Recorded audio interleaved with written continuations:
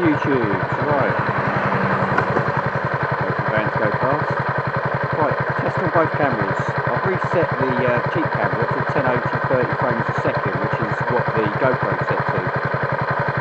Both of them are obviously angled in a similar place, although the cheap camera is poking out towards the right a little bit because I couldn't get the mount to go straight. But it's going to give you an idea, so I'm going to have a quick spin up the road and let's see what happens. Obviously they're both running on the external microphone, so you get an idea if you can hear me if you watch these back to back. And when I get home I'll upload them and we'll see what the quality's like, see whether it was a waste of 50 quid or not. Another van.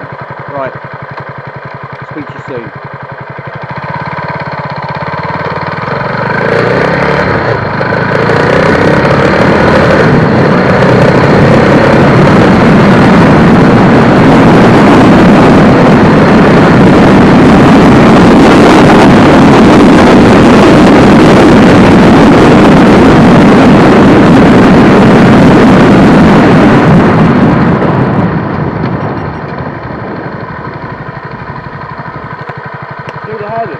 Our workshop's about half a mile away, if you're stuck for anything.